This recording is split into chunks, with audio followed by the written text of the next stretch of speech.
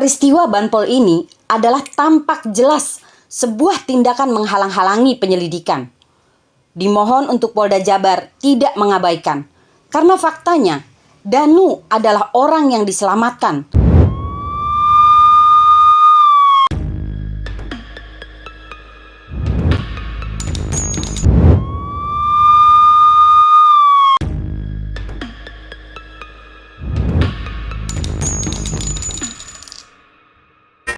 Satu harian kemarin, saya berusaha menetralkan pikiran saya, mencoba memahami situasi.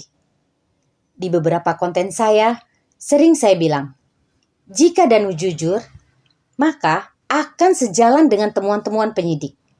Sebaliknya, jika Danu tidak jujur, semua akan menjadi sulit. Hal terburuk adalah Danu akan terborgol dengan pengakuannya sendiri. Saya yakin para penyidik tidak akan sembarangan menetapkan tersangka tanpa dua alat bukti yang sah.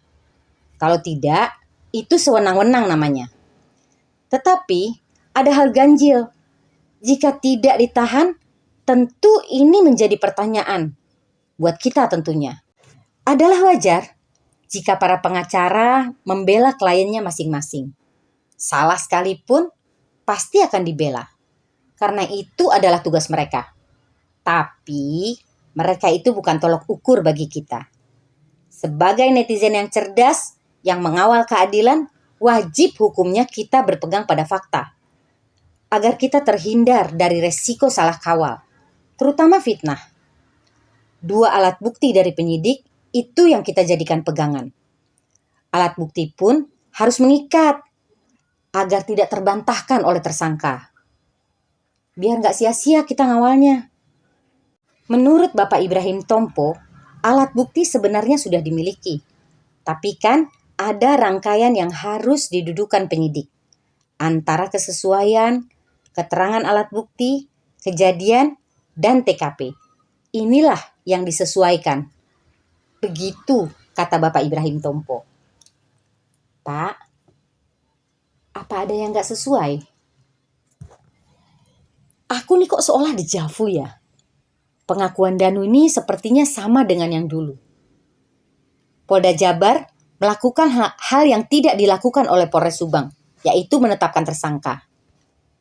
Aku jadi mikir, apakah Polda Jabar dan Polres Subang memiliki kendala yang sama? Bedanya, Polda Jabar berani menetapkan tersangka. 2 ditahan, 3 sedang didalami. Sejak pengakuan Danu sampai sekarang, belum ada pelaku lain yang ditangkap. Masih ada tanda tanya besar pada pengungkapan ini, terutama pada peristiwa Banpol. Danu digigit K9, bukan karena bersihin bak mandi, tapi karena K9 mengendus helm. Larinya ke Danu. Yang digadang-gadang adalah membersihkan kamar mandi, sehingga Banpol ketiban apes. Yang heboh salah satu saksi, sibuk di media, menunjukkan SS chat berikut foto Banpol. Dan semuanya tergiring bahwa Danu digigit K9 karena membersihkan kamar mandi. Tapi coba lihat tersangkanya sekarang. Yosep, Mimin, Abi, Arigi, dan Danu. Ini adalah fakta yang terjadi dan tampak jelas serta sulit dihilangkan dari rangkaian peristiwa. Rangkaian peristiwa pasca kejadian ya. Sungguh plot twist nih kasus, benar-benar plot twist. Peristiwa Banpol ini adalah tampak jelas sebuah tindakan menghalang-halangi penyelidikan. Dimohon untuk Polda Jabar tidak mengabaikan, karena faktanya Danu adalah orang yang diselamatkan, dan sekarang Danu adalah bagian dari tersangka. Mohon Polda Jabar untuk tegas dan tidak mengabaikan ini. Sekali lagi, kita butuh keadilan untuk kedua korban, bukan menambah korban ketidakadilan.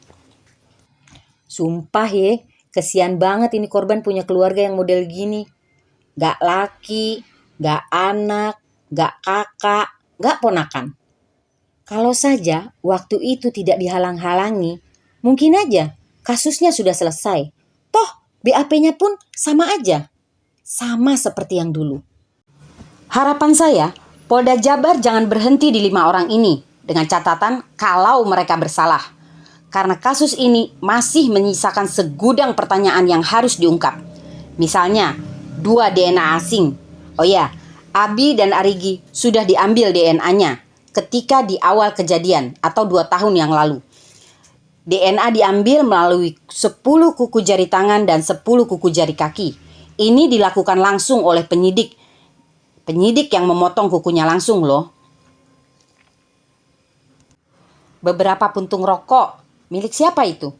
Banpol. Jangan lupa, ada juga jejak sepatu PDH atau PDL. Lalu BMW. Wah, pokoknya masih banyak lagi lah misteri dari kasus Rajapati ini. Dan ini harus terungkap. Sejelas-jelasnya harus ada penjelasan. Sampai detik ini berita masih simpang siur. Tapi yang pasti, Danu sudah mengakui. Yosep dan Mimin beserta anak-anaknya belum pasti apakah mereka benar-benar sudah mengaku atau belum. Ada 2 kemungkinan.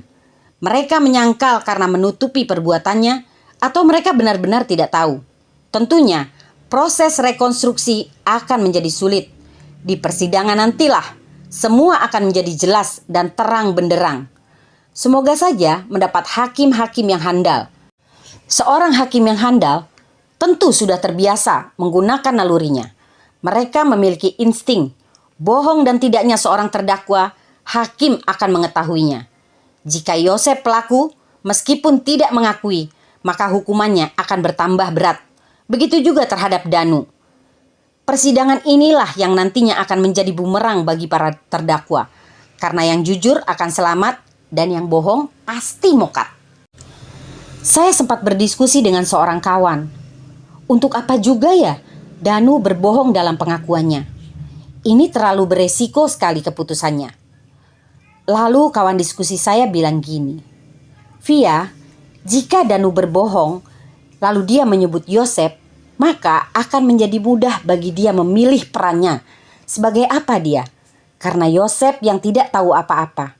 Maka yang Yosep bisa hanya menyangkal dan mengatakan Danu berbohong. Tapi jika Danu menunjuk pelaku asli, maka mereka akan saling bongkar peran masing-masing. Ini jika Danu bohong ya.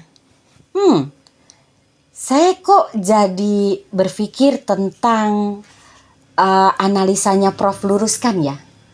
Jangan-jangan benar-benar eksekutor dia. Buset, siap-siap gue diserang nih. Bang Jack, Bang Freddy, Bang Yahya, semua teman-teman semuanya, jangan lupa beli cuanki saya.